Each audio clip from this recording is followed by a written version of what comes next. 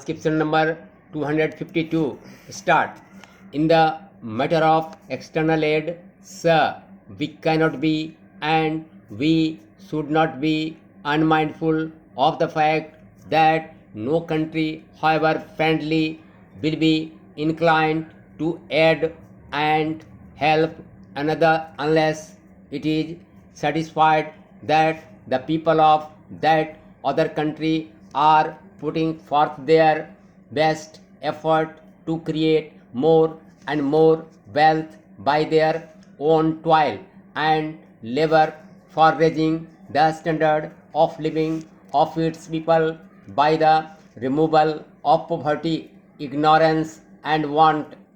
Of this sacrifice and supreme effort, I submit, sir, our people have given ample proof in the course of the fulfillment of our last two plans, and it is because of this that all friendly nations which have the resources and the technical know-how are not only eager but anxious to help us to remove poverty and to raise the standard of living of our people.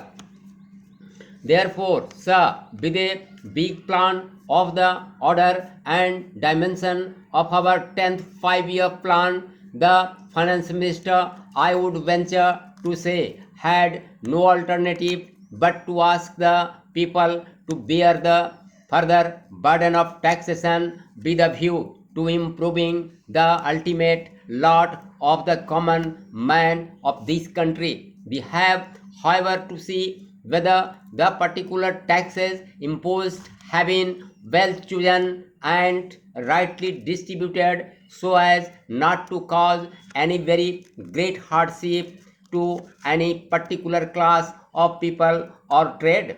Coming now to the other aspects of the budget, we find that of the total additional revenue which is to accrue to the center under the present budget proposals, only rupees 3 crores of additional revenue is to be derived from adjustments made in income tax and corporation tax charges, while the rest are to accrue from customs and excise duties. In so framing his budget proposals, you will see, sir, that the finance minister has relied almost wholly upon the indirect method of taxation rather than on the direct one, which hits only the more affluent and the well-to-do who have the capacity to bear the burden, and he has thus laid himself open to the charge of being partial to the rich and the wealthy classes at the cost of the middle and poorer classes of our people, who will be crushed further under the weight of his wide net of new additional taxation proposals.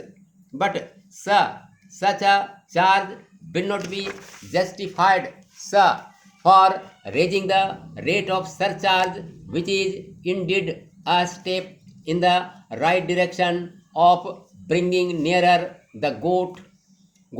of a socialist pattern of society. Very little change is made in the structure of direct taxation, perhaps under the belief that under this head that limit of taxation has been reached beyond which it is not possible to tax further, since it is maintained by the higher income groups that with that payment of income tax, super tax, wealth tax, and expenditure tax, etc., no part of their current earned income remains with them, and hence any further taxation would act as the highest disincentive to work and thus affect the production of greater wealth. Whatever the merits of the argument may be, which I do not for a moment appreciate. I would like to know from the finance minister as to how many persons of the higher income group there are in the country who in fact pay by way of taxes all or nearly all that they earn during the year. Under such circumstances, further taxation on them would not only have been not unjustified, but I would rather say was called for.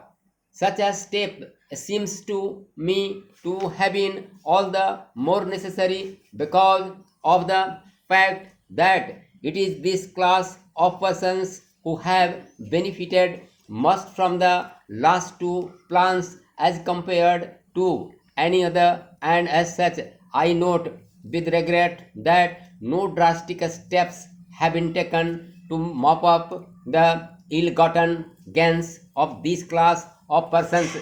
Coming now to the indirect taxes which have been levied, it will be noticed that out of rupees 57 crores of additional duty to be derived under this head, almost as much as 21 crores, or in other words, a little over one third of it is duty on commodities consumed by the poor and middle classes. While it may be considered that in levying this class of taxation, the finance minister has taken pains to see that so far as possible only such commodities in the common man's use may be taxed as are of a non-essential character, such as tea,